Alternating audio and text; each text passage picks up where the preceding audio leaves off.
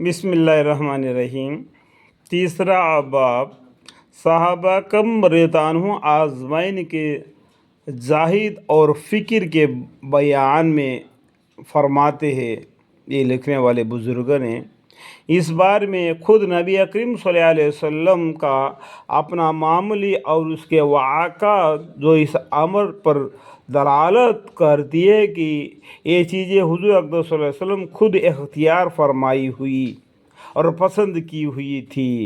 जो दीन इस्लाम जो अल्लाह के हुक्म से आई है, पैगम्बर सल्लल्लाहु अलैहि वसल्लम को उसको पसंद कर लिया और उसके बारे में आपने ज़िंदगी अल्लाह की खुशनुदी, अल्लाह के पसंदीदगी से दीन इस्लाम के जो तौर तरीके चले और उनके साथ सहाबा करम रज़ियल्लाहु अन्हुम भी चल कर दिखाया।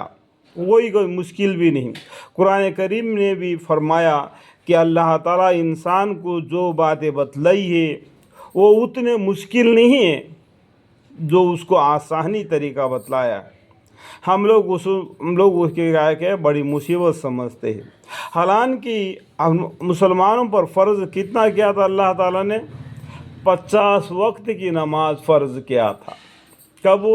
शब महराज में पैगम्बर सल्लल्लाहु अलैहि वसल्लम गए थे, लेकिन बीच में रास्ते में मूसा अलैहिस्सलाम मिलकर आपकी उम्मत ज़ईफ़ है, कमज़ोर है और दुनिया की जो बनावट है बदल जाएगी। उस टाइम पर आपकी उम्मत 50 वक्त की नमाज ना पढ़ सकेगी।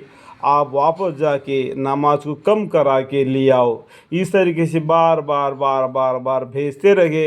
आखिर में अल्लाह ताला ने पंजगानी नमाज आपके ऊपर फ़र्ज़ किया था।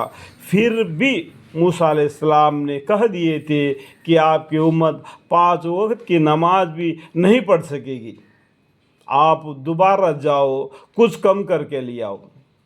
तो हमारे मोहम्मद मुस्तफ़ा सल्लल्लाहु अलैहि वसल्लम ने मूसा अलैहिस्सलाम से इरशाद फरमाया कि मुझे अभी इतने बार गया था, अब मुझे जाना शर्म आती है। मैं इस बात को राज़ी हूँ जो मेरी उम्मत पर 5 वक्त की नमाज फ़र्ज़ हो।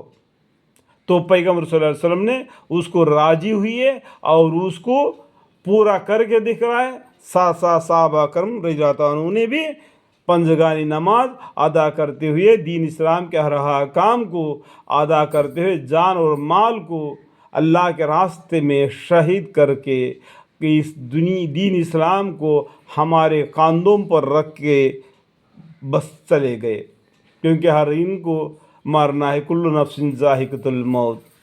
तो हम सोचना चाहिए कि हम इस दीन इस्लाम को किस मर्तबा तक हमने इसको अदा किया। औरतों ने भी जिहाद में शामिल किया, क्योंकि मर्द हजरात जिहाद जंग करके आते, जब रात को जो ज़ख्मों से भरे हुए रहते थे तो गर्म पानी में कपड़ा डुबाकर उनको बदन को पोंछकर उनको जो पत्ते वगैरह का रस वगैरह लगा के उनको ज़ख्म को मत करते थे।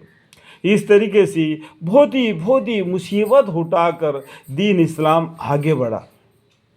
हर मुसलमान को इल्म की कमी की वजह से आज दुनिया के तरफ माइल हो रहे हैं। ये शर्मिंदगी की बात है अपनी उम्मत के लिए कि हम कुरान का मानी भी नहीं मालूम। गैर कौम लोगों ने कुरान की मानी पढ़कर आज हमारे मुसलमानों पर उंगलियां उठा रहे हैं। आज तुम्हारे कुरान में ये लिखा है, तुम्हारे कुरान में ये लिखा है। वो क्या ये इंसान की खिलाफत नहीं? क्या वो एक आयत को कोड करते? लेकिन हम मुसलमान क्या करना चाहिए? उस आयत के आगे पीछे क्या लिखा है इसको कोड करना चाहिए, ताकि उसको जवाब देने के लिए हमारे पास वक्त हो। वो बोलते हैं कि तुम्हारे कुरान में ये लिखा है कि नमाज मत पढ़ो, बस वो एक बात को वो कोड करते हैं। लेकिन हम मुसलमानों को आगे पीछे का आयत को पढ़ना चाहिए। हाँ, ज़रूर लिखा हुआ है नमाज मत पढ़ो। कब मत पढ़ो? जबकि तुम जनाबत के हालत में हो, जबकि तुम पाकीज़ा ना हो, बेवुजू हो, उस टाइम पर नमाज मत पढ़ो।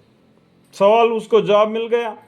ये जवाब देने का हमारे मुसलमानों पर इल्म नहीं है। बस मुंह खोल के बैठ जाता है। तो बाकी लोग, बाकी कौमें हमारे ऊपर बस शदीद करते हैं।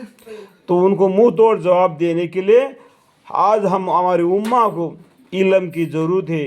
अल्लाह ताला तमाम को हिदायत दे और इल्म की तौफीक अता फरमाए। उतनी कसरत हदीस की किताबों में पाए जाते हैं कि इनकी मिसाल के तौर पर जमा करना मुश्किल है कि पैगम्बर सल्लल्लाहु अलैहि वसल्लम, सहाबा अकरम रज़ियल्लाहु अन्हुम ने जो तौर तरीके ज़िंदगी गुजारे गए उन सब को मिलाकर हदीसें बनाकर एक एक करके मिसाल के तौर पर बयान करना, जमा करना बड़ी मुश्किल है।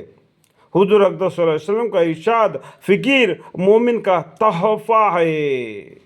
मोमिन का तोहफ़ा क्या है? हुज़ूर अक़दस सल्लल्लाहु अलैहि वसल्लम का इरशादात, उनके अहकाम, उनका फ़िक्र मोमिन के लिए तोहफ़ा है। आमीन।